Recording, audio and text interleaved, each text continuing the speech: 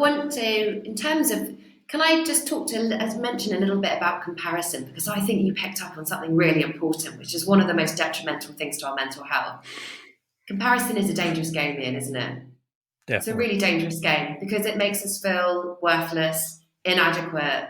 We have that whole fear of missing out. And I think that's really, and with the rise in social media and our social media use, that's becoming more and more of a problem. And it really, really generates feelings of inadequacy in us. And I think what I'm point before we talk about work-life flow, I really want to make is, comparison is futile because life is unfair in that way. We're all different, right? We've all got different strengths, different skills. We've all had different backgrounds, different levels of experience, different education. And so really trying to make a proper comparison is really, really very hard.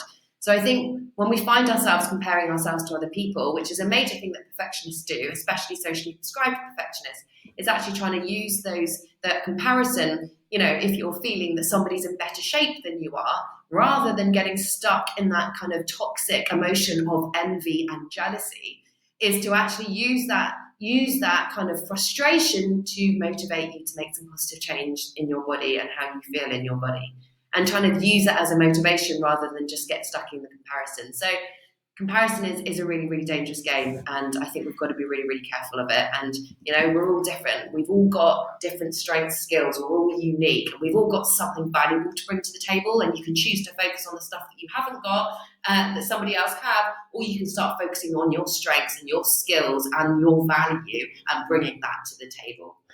Now, in terms of work-life flow, how can we? I think it's work-life flow. The reason I think it's really important in terms of work-life flow instead of work-life balance, because I think when we think about balance is two opposing forces. It requires two opposing forces in order to find equilibrium, right? So we're saying that work and life are two opposing things. And I think that that's creating stress in general, because when we're, balance is a really hard thing to achieve. And I've realized that I find it very hard to find balance. When we're looking at work-life flow, what we're realizing is certain areas of our life will need more or less attention and energy at different times, right?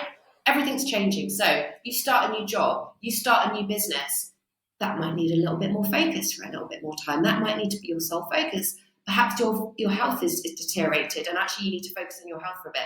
Perhaps you've got a new family, you've just had a child. So the nature of our life is always changing. And so what I think is really important is that our work and life is able to flow in order to meet those needs. There should be more flow between work and life. And that's what I guess I feel very grateful for in the work that I do now, is that when I need to take my mum to hospital to have a hospital appointment and it needs to be a day like that, that's where my energy and time can be focused. And then I can flow the next day into having a day where I am just with my clients, and that's what I'm doing all day. So I think balance is really, really hard for us to achieve.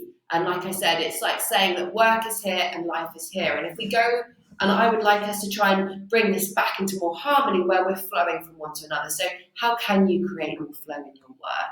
How can you create more ease? How can you allow for more flexibility? And I think it is really, really hard in lots of people's work.